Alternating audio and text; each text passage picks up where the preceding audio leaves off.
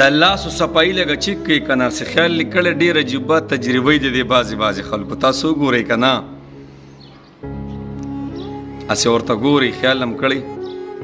څومره په اطمینان باندې په عجیبه انداز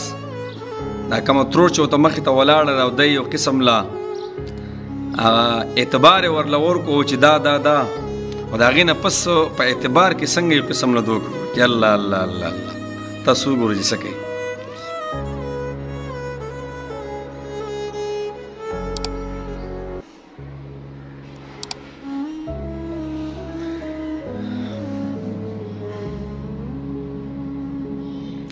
تاسو ویډیو وکتله که ناسې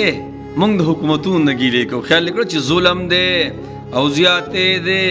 او بیرونه چې راشي وایي ظلم دی او زیاتې را سره کوي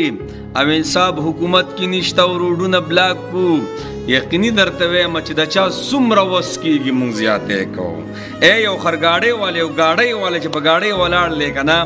د ده به بس دومره وس کېږي بس د ده به دومره وس کېږي د ظلم او د زیاتي که چېرې الله والا نور طاقت ورکړو نو سم خیال دی سرمن به د خلکو نه وباسي که نه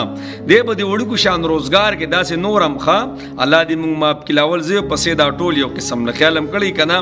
څومره مونږ 2 نمبر شی په 1 نمبر خرڅ کړو په قرآن او په قسم باندې الله په ما باندې به الله سره رحم وکړي تاسو راته ووایئ چې دا اعلی افسر نه واله تر د وړوکي کسه پورې چې د 1,000-2,000 روپو روزګار دی هغه هم په خپل روزګار کې الله کله په تله کې یو قسم لا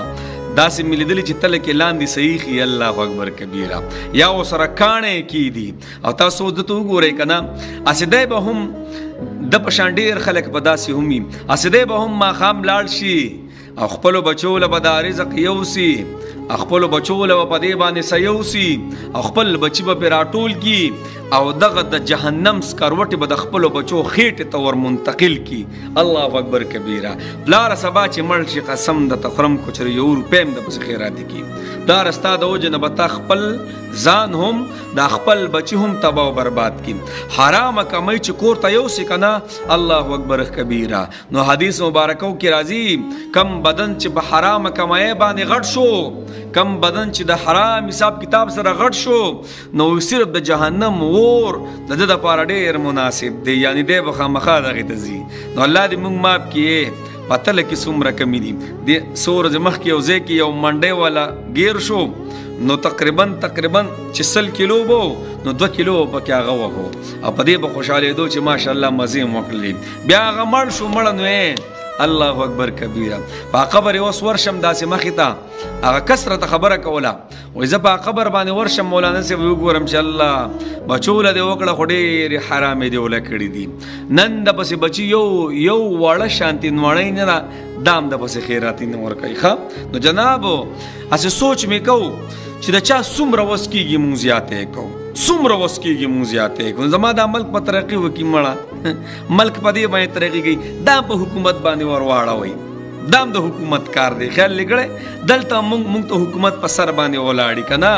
نو جناب زمونږ هم ذمهوارۍ سازیږي الله دې موږ معاف کړي نو چې زما څومره وس کېږي که نه چاړه مې تېره کړې ده او سر وم د کس نه چې څومره وس مې کېږي خیال یې کړی که نه 2 نمبر شی او په 1 نمبر داسې قسمونه به خوري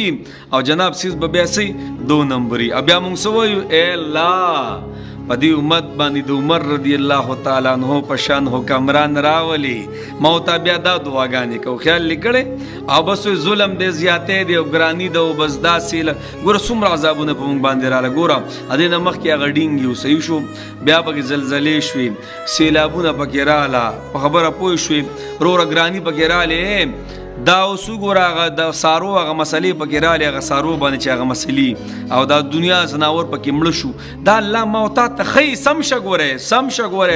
ګورې دا ما ورته ته وارننګ دی ښه او ما ورته بل نه یادو خپل ځان یادو مې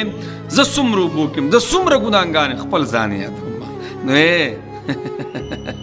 چې څومره زمونږ وس کېږي که نه الله اکبر کبیره نو بس د الله حکمونه ماتو د الله په نه پردی حق کور ته مه وړه د جهنم سکروټې دي دا بس الله دې موږ معاف کړي